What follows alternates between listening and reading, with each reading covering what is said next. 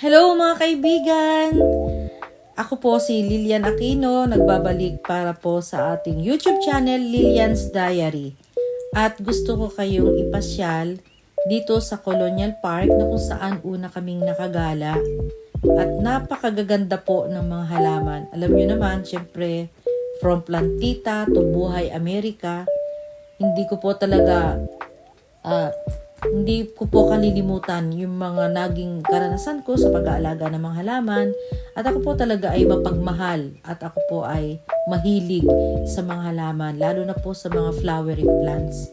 At yan po sa Colonial Park ay iba't ibang halaman po ang ating makikita. Ayan, igagala ko po ka dyan. Meron po dyan na tinatawag na rose garden na kung saan ay napakaraming roses.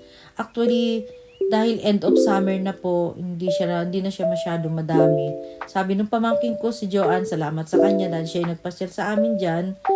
Yan po ay talagang napakarami daw, kumpul-kumpul daw yan pagka po talagang in bloom sila.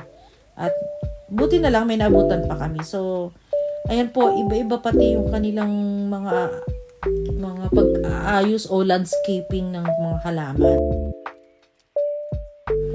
So, yan nga po, habang tayo po ay gumagala dyan sa Colonial Garden, dyan sa isang lugar po dyan ay puro pwedeng maglakad, pwede mag-jogging, pwede mag-exercise.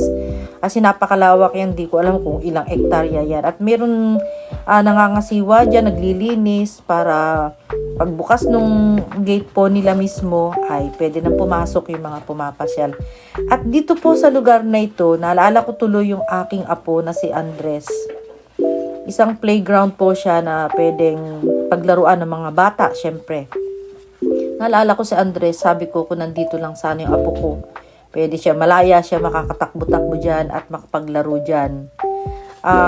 Shout out pala do sa mga pamilya ko na nasa Pilipinas pa, ang aking asawa, si Ayan, si Pai, saka si Andres. Si Allen sa ibang lugar naman po. Ayan mga kaibigan. So, nawa po ay nabigyan ko kayo ng kasiyahan dyan sa mga nakikita niyong videos. Ayan.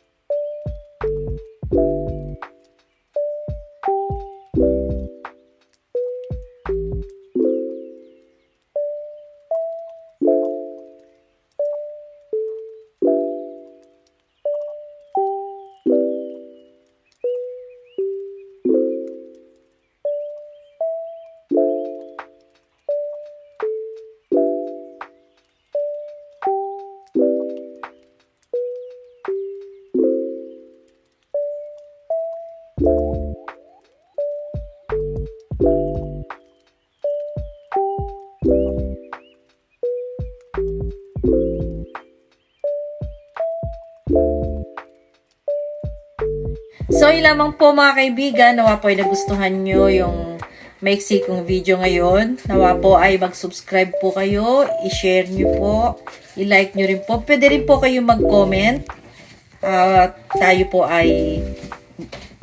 Tayo po ay sama-samang gagala sa iba pang lugar na pwede namin pasyalan dito sa Amerika. God bless everyone! Bye-bye!